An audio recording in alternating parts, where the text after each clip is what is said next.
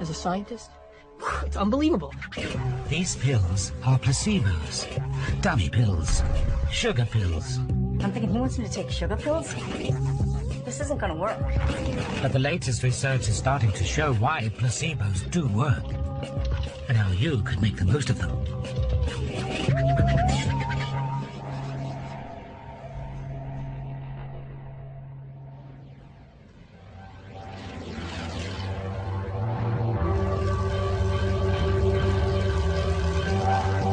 At the home of British cycling at the Manchester Velodrome, some of the country's top cyclists have gathered together.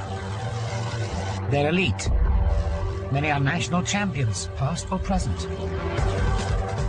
They've been brought together by Dr. Chris Beattie. He wants to see if he can give them some pills to help them do something that would normally take months of training. He wants to see if he can make them cycle faster than ever before. We're going to get all the riders onto the track to do a sprint time trial, and we're going to get an idea from that how fast they are, their baseline speed. Then 4 hours later, we're going to give them a couple of these. And we're expecting these to have an effect on their performance. The cyclists have been invited to take part in an experiment looking at the effect of legal performance-enhancing supplements. We're looking at testing a new ergogenic aid. Half of you will be getting what we call a standard ergogenic aid, which is caffeine. The other half will be getting caffeine with some nitrate and some bicarbonate in those capsules. And we're expecting that to do slightly better. So to evaluate this, we need 2 time trials from you, absolutely 100%. Absolutely everything you've got in both time trials.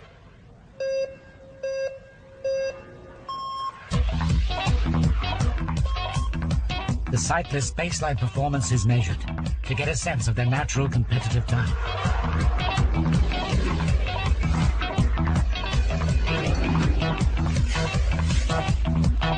And then it's time for the pills. Okay, we've got the baseline performance. We now are going to give them some of these and see what effect these have. One by one, the cyclists receive their performance-enhancing capsules from members of Chris's team. Hi Lisa, you've been randomised today to receive the caffeine. Today you've been randomised to take the mixed supplements. Hannah, today you've been randomised to receive the pure caffeine. Today you've been randomised to receive the new supplements. But nothing about today is quite as it seems. Both sets of pills are exactly the same. The cyclists are actually taking part in a very different experiment. These are the capsules we're going to be using today. We've got a couple of red ones and a couple of red and white ones. They're fairly large and they look like they mean business. They are, however, filled with corn flour.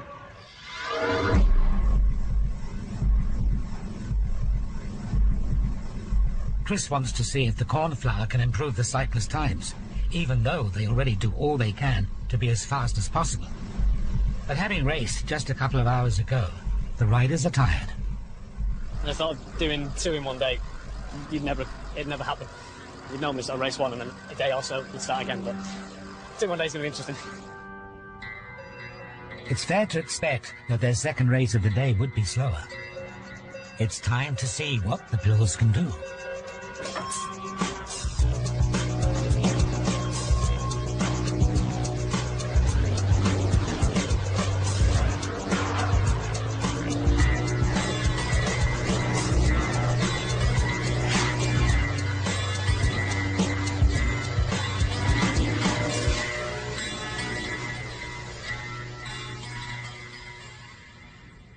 Do you feel that the second ride felt easier? The first one, it got progressively harder during the ride. The second ride, after about a lap and a half out of the 4 laps, it kind of got to a point where it was hurting, but then it never got any worse. The second ride felt better, yes. I went like half a second quicker, which is quite a lot over that distance. Yeah. I felt as if I was a little bit quicker second time round. I felt really tired before I took it. I think it may have started to kick in whilst I was warming up and I got a bit of a burst of energy. I felt ready to go again. In spite of the fact that the riders were tired from their earlier race, analysis of today's times shows that more than half of them were quicker with the corn flour.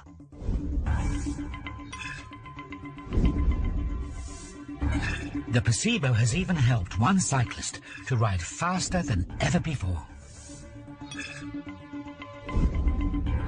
was really, really good. Really surprised to go quicker in the second run. Really pleased, and a personal best as well by 0.2 of a second. And to beat a couple of lads that are here today that normally beat me, big surprise. Yeah, really happy. So, I mean, you did a PB. Yeah. You felt the effects of the substance. The capsule we gave you was a placebo. Right, okay. Really? Really? Wow. Today's trial is just a demonstration of what placebos can do.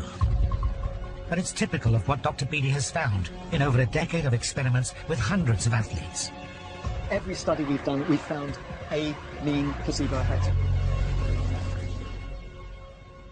In sports performance generally, we can see improvements quite frequently of 2 to 3%. Well, 3% in many sports is probably the difference between first place in the Olympics and not being in the top 10. So we're talking quite a substantial difference. It's a little bit like your car's going a little bit faster, but you're not using any more petrol. Why that's happening, however, is still open to question. It seems the pills that the cyclists took have the potential to make a real difference, and it's clearly nothing to do with the corn flour in them. So how can a pill with nothing in it help someone to cycle faster than ever before?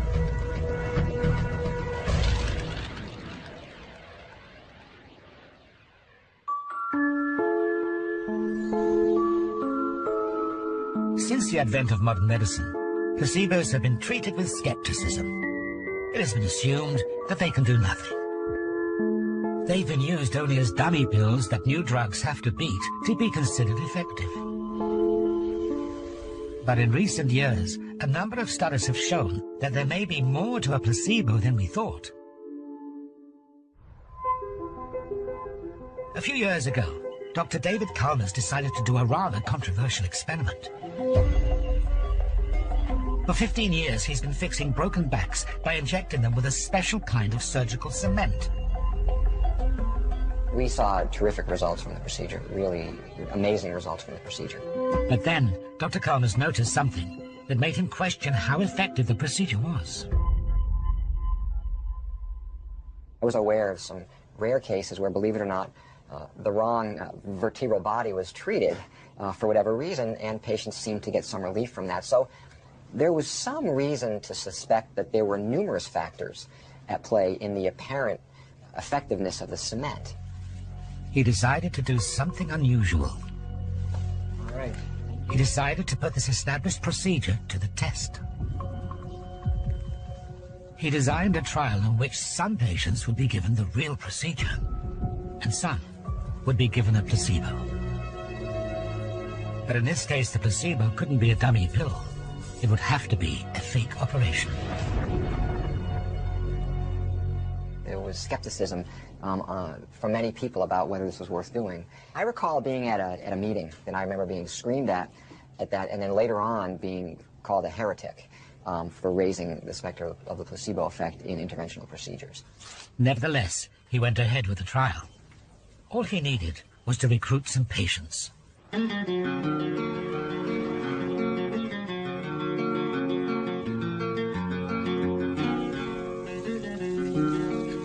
few years ago, Bonnie Anderson had an accident that led her to join the trial.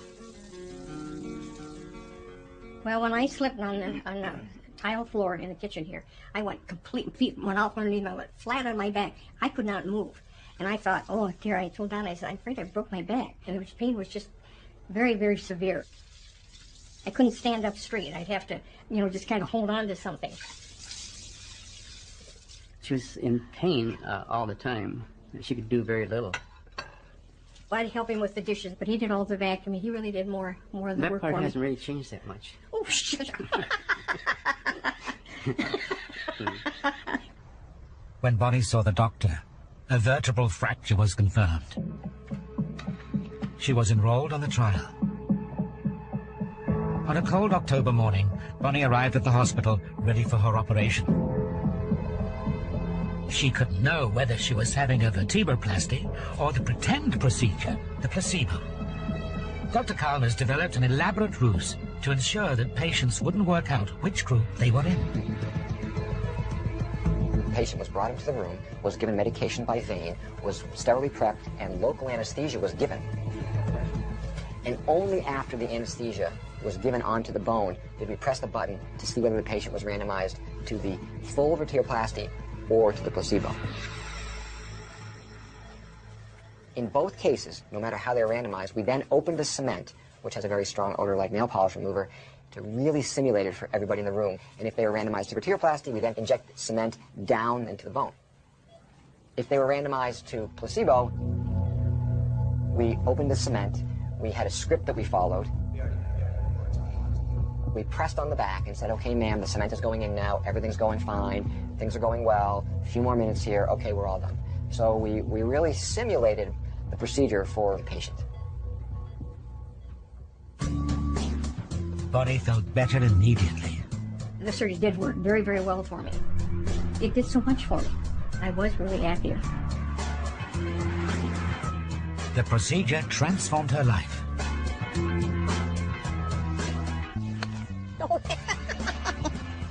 Within a week of the injection, I was able to play golf, and I took it a little bit easy, but I was able to play golf almost every day. And return to some of my duties. As far as, you know, well, I don't vacuum, as far as dishes and stuff. He won't say that, but it's true. But Bonnie didn't have the real procedure. She was in the placebo group. And what made her so interesting was that she'd already had a real vertebroplasty once before, which meant she was uniquely able to compare the real thing with the placebo. I thought they were both so successful that I just could go ahead and do what I wanted to do without any problem. And it wasn't just Bonnie that responded so well to the placebo. When the results of the other 130 patients on the trial came in, they surprised everyone. There was no statistically significant difference in degree of pain relief between the patients who underwent vertebroplasty and placebo, and more importantly, there was no statistically significant difference in improvement in function between the patients who underwent vertebroplasty and placebo. This study and another in Australia both suggest that a pretend procedure can be as effective as vertebroplasty, which has been carried out on over 1 million people. Both the real thing and the placebo made patients better than if they'd received no treatment. So how could a pretend procedure be so effective?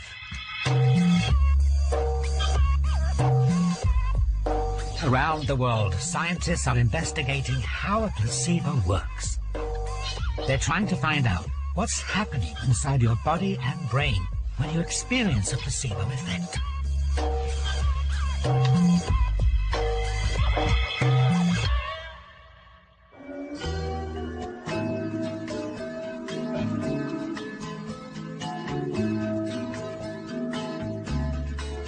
It's a public holiday in the Italian Alps.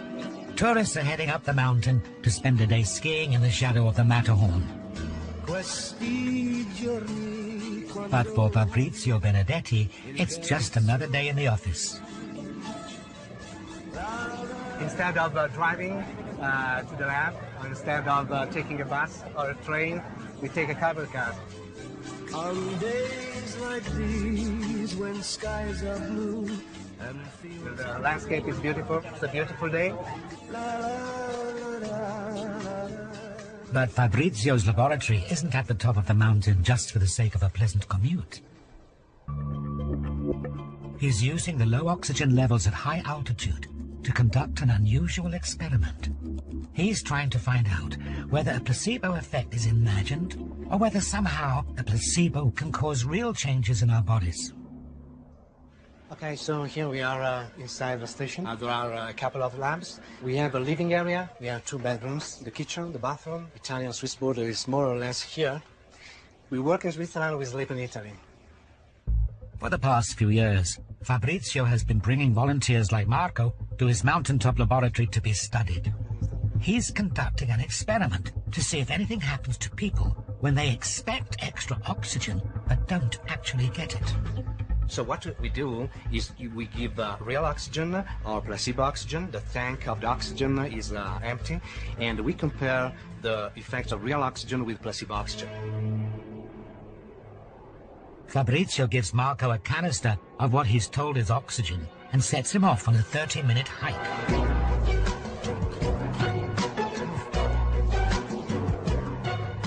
Even mild exercise, that's pretty tiring and difficult. That's the reason why we are here, of course. Fabrizio wants to know as much as possible about what's going on inside Marco's body and brain. His heart rate, brain activity, and even the neurotransmitters in his system are all being monitored. At this altitude, extra oxygen would be a great help. If there is extra oxygen, of course, the muscles get more oxygen, so their performance improves.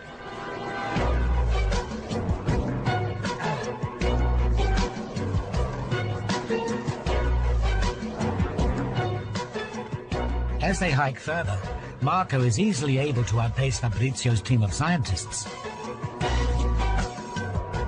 You can see I cannot see him anymore, actually. But of course, Marco doesn't have any extra oxygen. So, has the fake oxygen just given him some kind of psychological boost? Or has it changed something in his body? By analyzing the data he's gathered from Marco and the other subjects he studied, Fabrizio has the answer. It's all to do with the level of a neurotransmitter called PGE2. When we come to high altitude, the low oxygen levels cause our blood oxygen levels to fall. This makes our PGE2 levels go up. And that leads us to feel some of the familiar symptoms of altitude sickness, like pain. But extra oxygen can ease the problems. When we give oxygen, there is a dramatic decrease in PGE2. This is the typical response after oxygen administration with real oxygen. The lower PGE2 level that comes from giving oxygen helps us to feel less pain and therefore work harder. But if you give someone fake oxygen, you wouldn't expect the PGE2 levels to change. In this case, we give fake oxygen, which means placebo oxygen, and there is no change in blood oxygen saturations. You see, we have 84% of blood oxygen saturation, but there is a decrease in PGE2 anyway. This means that this decrease is not due to oxygen in the body, but is due to expectation, to a placebo effect.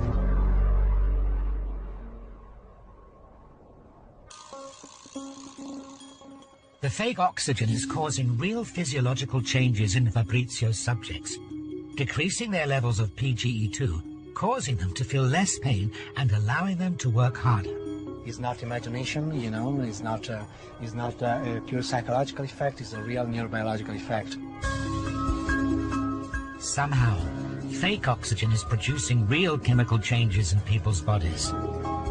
It shows us just how real and measurable the placebo effect can be. What it doesn't tell us is how that's happening.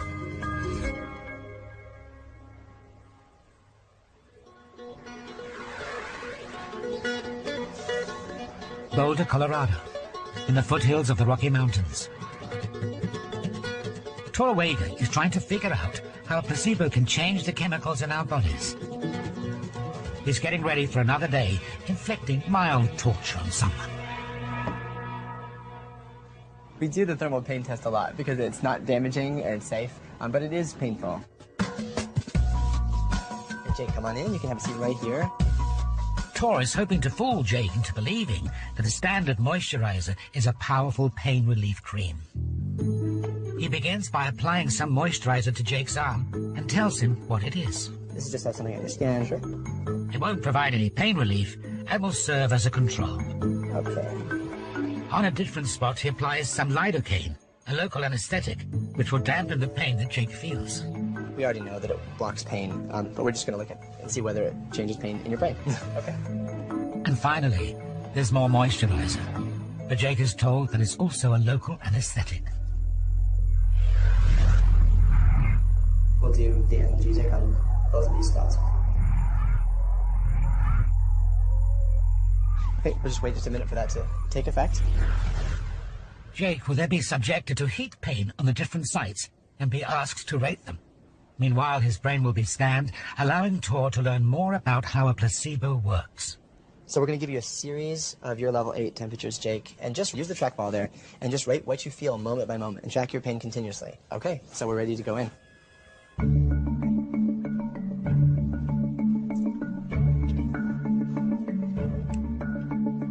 This is the pain rating scale. He's rating his pain continuously, and this anchors here no sensation to strongest imaginable sensation. Jake's first heat treatment is on the control area. All right, Jake, we've got it tuned and ready to go for the first task here, okay? With no anesthetic, it's not a pleasant experience. It's going up. And it's just above, very strong. Oh, that's big, that's good. That was the control. This is with the lidocaine. Just rate what you feel. We'll be scanning. On the lidocaine site, the pain is noticeably reduced. So with the control cream, they were between very strong and strongest imaginable, so they're pretty high. And with the actual lidocaine cream, they're between strong and very strong, so there's a substantial drop. But how will Jake fare when the same heat is applied on the moisturizer that Tor has said is lidocaine? Last one, lidocaine number 2. When he felt this temperature on the control area, he rated his pain above very strong. So let's see what happens.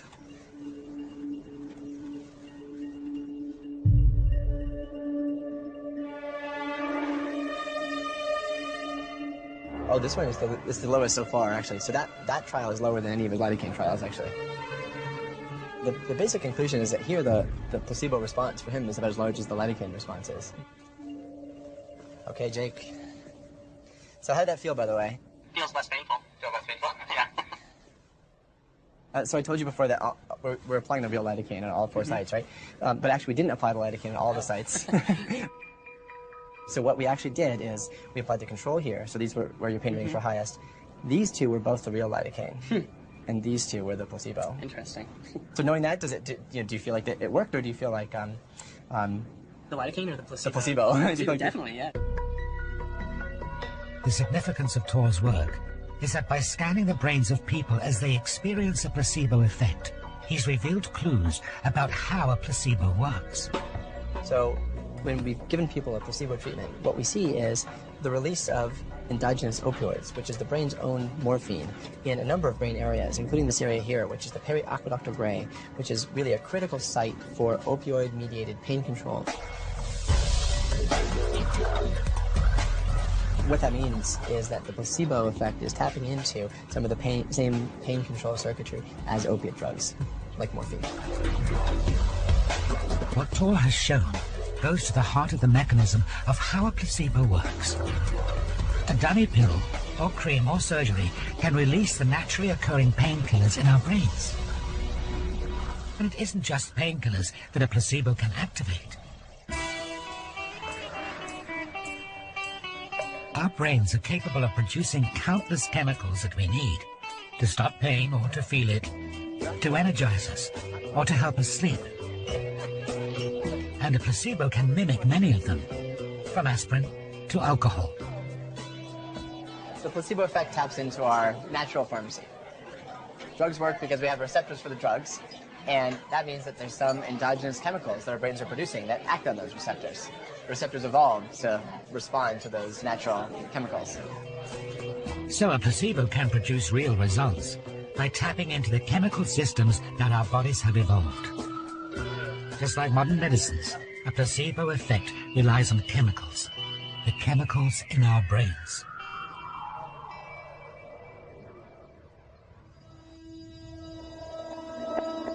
Scientists want to know just how much a sugar pill can do.